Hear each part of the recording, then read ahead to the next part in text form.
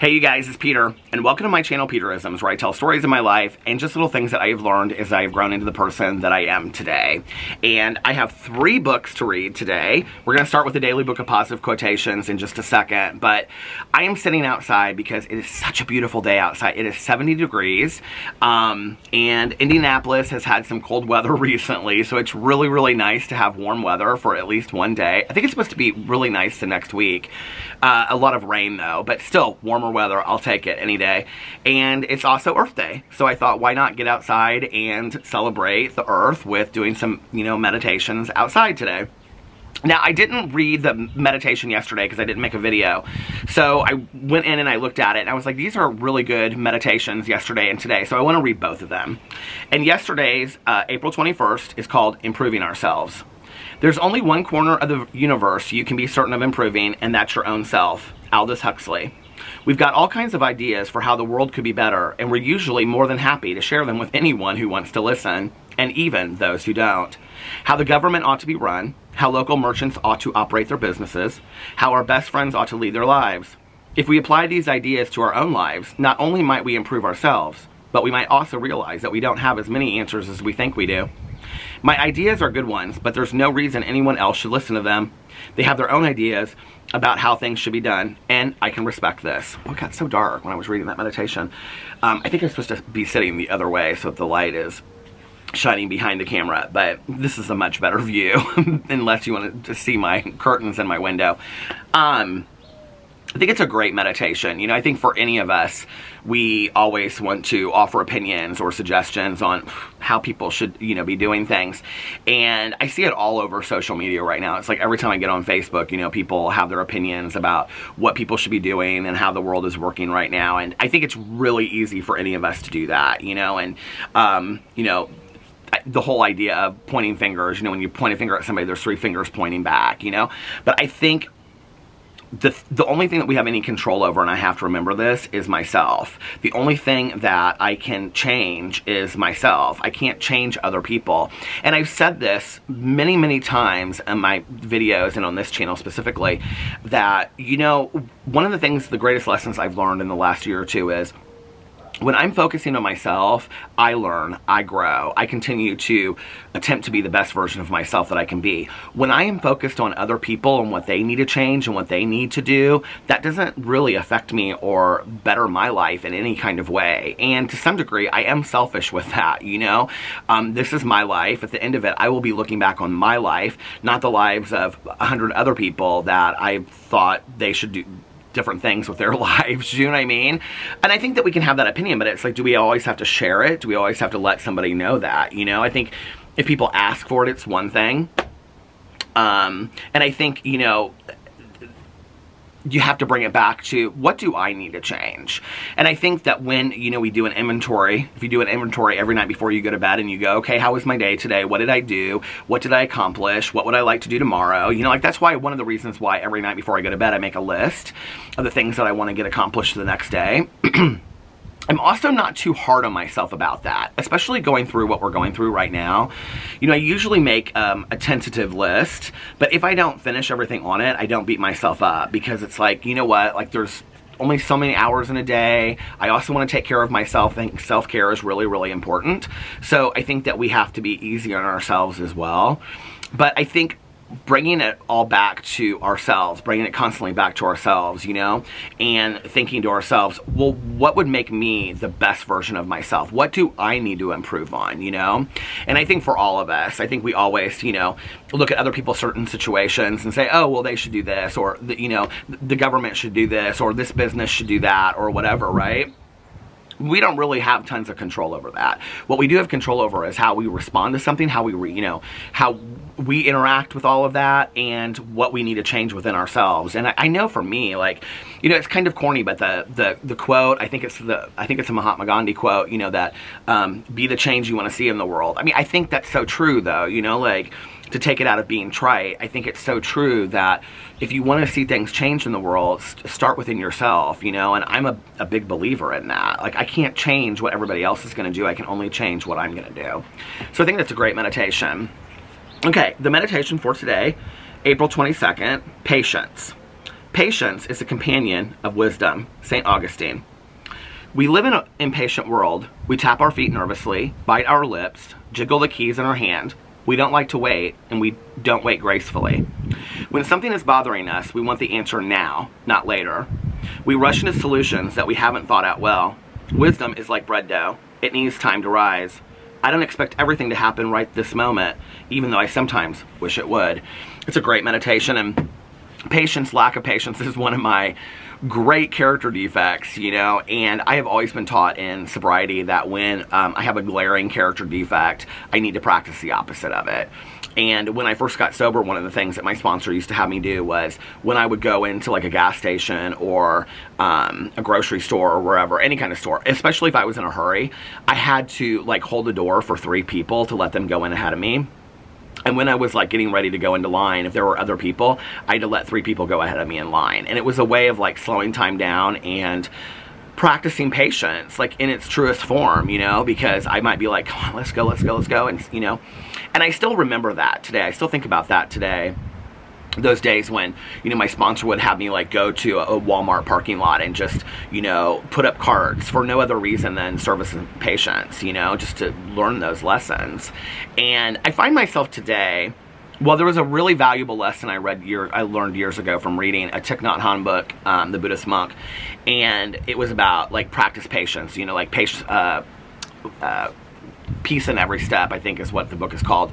And in the book, he talks about when you're driving a car and you're listening to music and you're singing a song, what are you doing in that moment? You're singing a song. And I have to remember that because sometimes like I get in, you know, traffic and I'm like driving and I'm like, come on, we got places to go. Like I got people to see, let's go. I've got things to do, you know? And then I remember that quote and I'm like, okay, turn the music on, sing a song, you know, practice peace in every step for this moment. Like practice each moment and slow it down. I think having been forced to some degree to be at home and not be able to leave and go anywhere, you know, has been a great practice for patience because, you know, well, I mean, it's another recovery saying, but like the world works on God's time, not my time. You know, if the world worked on Peter's time, then I would have this need to control everything in my life. And I struggle with that enough as it is, wanting to control things, that it's important for me to kind of just let things go, you know, and I don't have a lot of control over things that are going on right now. And I think at first it was a real struggle for me, and now it's been like, okay, this has been a valuable lesson. I've learned patience, I've learned how to remain calm, I've learned how to remain peaceful, you know, I've learned how to make the most of my time, I've learned at most to be grateful for the things I have that are right in front of my face 24 hours a day, you know. So we can practice these little meditations all the time. You know, these are not small lessons, they are big lessons that are being taught to us in small ways, I think, so in simple ways. All right, let's see what, I didn't even look to see what the language of letting go is talking about today. Let's see, April 22nd. Oh, this is a good one. Coping with stress. Inevitably, there are times of stress in our lives no matter how long we've been in recovery. Sometimes the stress is outside or around us. We're feeling balanced, but our circumstances are stressful. Sometimes the stress is within. We feel out of balance. When the stress is external and internal, we experience our most difficult times. During stressful times, we can rely more heavily on our support systems. Our friends and groups can help us feel more balanced and peaceful in spite of our stressful conditions. Affirming that the events taking place are a temporarily uncomfortable part of a good, solid plan can help. We can assure ourselves that we will get through. We won't be destroyed. We won't crumple or go under. It helps to go back to the basics, to focus on detachment, dealing with feelings, and taking life one day at a time. Our most important focus during these times of stress is taking care of ourselves. Amen. We are better able to cope with the most irregular circumstances. We are better able to cope with the most irregular circumstances. We are better able to be there for others if we are caring for ourselves.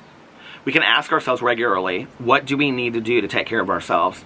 What might help us feel better or more comfortable? Self-care may not come as easily during times of stress. Self-neglect may feel more comfortable, but taking care of ourselves always works. Today, I will remember that there is no situation that can't be benefited by taking care of myself. I think, especially with what we're going through right now, that's such a fantastic meditation, you know? And I think to, you know, take a shower or, you know, do a face mask or read a book that will, you know, that will be enjoyable for you to read, on and on and on. I think all of those things right now and what we're going through are fantastic ways to take care of ourselves, or whatever it is, just watching a Netflix series. I know, like, for me, like, I have been watching Schitt's Creek recently, and it's not a show that I would typically watch, but I've like really enjoyed just like watching short spurts of something that makes me kind of laugh or that is endearing or whatever. Audiobooks have been super helpful for me right now, as well as reading books. And I think also like part of my self-care has been not being so hard on myself about like, oh, I'm not getting this done, or I'm not getting that done, or, you know, I'm talking to friends of mine. I feel like every person I talk to is like, well, I completed this project, or I completed this project, or whatever, you know? And that there's this need to complete all these projects just because we're at home, you know? I didn't see that rule written anywhere. Like when we were asked to be at home under the stay-at-home orders, I didn't see anywhere that it said, and while you're at home, you must complete X amount of projects. So at first, when people started saying that to me, I started feeling like, wow, well, you know, like, my friend like completely mulched their yard, or so-and-so did this, or so-and-so did that, and I started like feeling bad about it. Like, well, I'm not really getting a whole lot accomplished. And then I was like, you know what, that's okay. Like, you know, if that's what they need to do, that's great for them, but maybe I need to do something different. Maybe self-care for me is staying up late and listening to an audiobook and sleeping in and not beating myself up about it. You know what I mean? Maybe self-care is treating myself a little bit better and being a little bit forgiving of myself.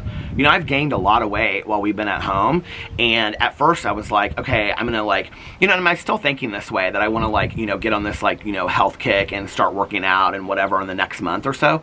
But for the time being, I'm kind of like, I'm gonna eat what I wanna eat, and I'm not gonna beat myself up about it. And yeah, I know I've gained weight, but, you know, at the same time, like, I'm going to enjoy it. Like, I can't go anywhere. I can't go out to eat. I can't travel. I can't do anything. So the one thing at home that I enjoy doing right now is eating and reading books and watching shows. Like, I'm going to enjoy doing that. And I'm not going to beat myself up for that either. And neither should you, you know? Nothing said that we had to complete 15 projects before this was all said and done. I don't know where that idea came up with. And I'm very happy for the people that are like feeling very accomplished, because I do think that's part of self-care, is doing things. Like when I finish a book, yes, I feel accomplished. You know, I've read almost 32 books this year. I feel very accomplished for that.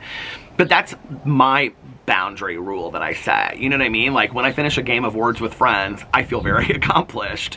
But you know, for other people, it's mulching their whole yard. I don't get any great accomplishment out of that. That's like something I know I have to do, but I don't feel like really, I don't know, proud of myself when that's all said and done. Do you know what I mean? So anyway, I think it's different for each person, and I think that we all have to be taking care of ourselves in different ways. I think it's, you know, a good thing to sit down and be like, what are things that like I wish that I could get done in the time that I'm at home? And what are things, and I think also to like put some things on there that would make you happy. Like, okay, watching like all the Star Wars movies, or finishing one Netflix series, or reading one book, or learning how to cook one new thing, or, you know, if it is for you, mulching your yard. If that's something that makes you really happy, then do it. Because like I know that there are people that like that makes them really, really happy, you know? Or starting to walk every night, or take a bath every night, or learning to take 15 minutes before you go to bed. Whatever it is, you know, I could come up with 300 different ideas or more. Whatever it is that makes you really happy, maybe make a list and say, these are the things that I want to try and do while I'm at home, so that then I can implement that when I'm done. Because like there will come a day that we're not all at home every day anymore, right? And then what will that look like? Because you want to take that self-care and you want to apply that into your life once this is said and done as well, right? Like, I think for me, it's, I need to be a little bit more forgiving of myself on a daily basis when all this is said and done, you know? I need to take what I've learned during this and say, okay, oh, new Mrs. Birdie. I need to take what I've learned about being more forgiving of myself, and if I get things done, I get things done. If I don't, I don't, you know? And, treating myself with more peace and serenity. So anyway, let me know what you think about those meditations, and I will save the don't sweat the small stuff for another day. I love you guys. Happy Earth Day. I hope you're staying healthy and safe, and I love you, and I will see you tomorrow. Bye.